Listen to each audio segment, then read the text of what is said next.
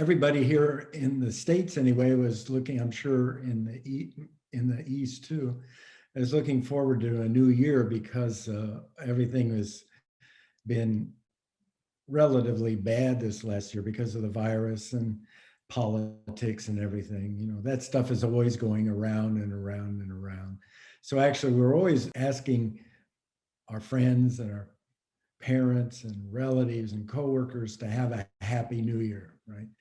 Because the past one, maybe it was happy and you want them to have another happy one, or it was bad and you want them to have a better one next year, right? So that's an expression of good wishes. But this whole idea of New Year kind of threw me off this year because, well, we here in the United States, we had our New Year 3 weeks ago, approximately, right? That's on January the 1st.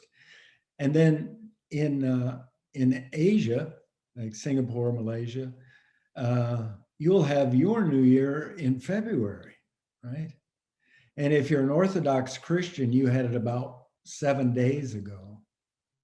But if you look at how the planets and how our planet moves around the sun and everything, the actual New Year's is on December the 21st, right? That's when the season changes from fall to winter. So, I mean, this is true of everything, but you'll notice that there are concepts, and these concepts are created by our mind, right? So our New Year is not your New Year, your New Year is not our New Year, blah, blah, blah, blah, blah, blah. So that got me to thinking, well, really, what is New Year, right?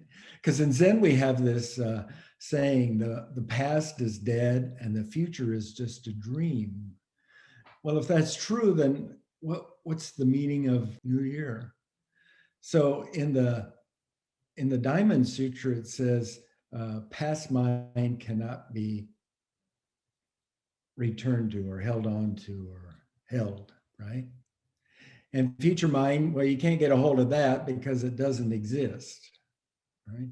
So it's very interesting. I always ask this in talks. So I'll ask you right now because it's very illuminating. Give me 1 second of the past, just 1 second. And I don't mean a photo or a recording of it or a memory of it. I mean, actually give me 1 second of the past, right? And you are just like me and just like the Buddha, you can't do that, right? And if I say, give me 1 second of the future, well, you can't do that either. So maybe in science fiction movies, they go to the past, they go to the future as a dramatic technique, but it can't ever actually happen. Nobody ever experienced that except in terms of their thinking. Right? So what are we left with? Well, we're left with the present moment. But if you watch closely, that present moment also went by. You can't hold on to it either, right? So in the Quantum School of Zen, we use Zen Master Sung San's teaching here. And the teaching is that actually we live in a moment world. That's called moment world, right? So the only thing you can do is actually be completely aware, completely here, just now. That's our moment world. That's always going by very, very fast. In fact, it goes by so fast that I said the present had already gone by, right? So that's where we actually live.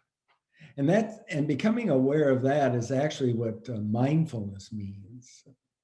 I mean, in some schools of Buddhism, they call it mindfulness. We call it moment mind, which means wake up just now. So the only time you can wake up is just now, right? You can't wake up in the past and you can't wake up in the future. So that's why Zen Master Sung Sung always translated this phrase from the Diamond Sutra as past mind can get enlightenment, future mind can't get enlightenment, present mind also too cannot get enlightenment. So enlightenment is this moment, this just wake up in this moment and do it. It's not an idea. It's not a state of mind. It's a do it in this moment. but we're always thinking, right? So many times we're not here, but maybe your job in this moment is to think. That's no problem. The problem is attaching to it, right?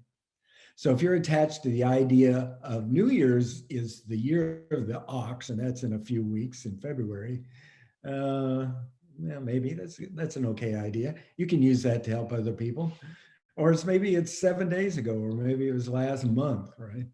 But that's true of every moment in time as you go by, right? So we call these moments certain things, but those are just ideas. So you can use those ideas to help other people, but don't attach to them, because obviously when it comes to New Year, it's actually not true except in your mind. So don't attach to that. So human beings are always attaching to that stuff, and that's what the Buddha said creates suffering. So let go of the idea and then use the idea, use this moment to help all beings. Then, you know what? We will truly have a wonderful new year if you can use this moment to help the world. That means help you, help your family, help your co-workers, help your friends, help everybody, help the sky, help the air, help the ground. That's our job as a human being. So Zen means find your true self and help the world. And the only place you can find your true self is right now. And that's this moment. Actually, each moment is a new year. And we just happen to call it the year of the ox. So I want to wish everybody a healthy, prosperous, happy year of the ox, no matter what your sign is. I hope you have a good year in the year of the ox. And you will have a good year if you use it to help all beings. So thank you very much for listening.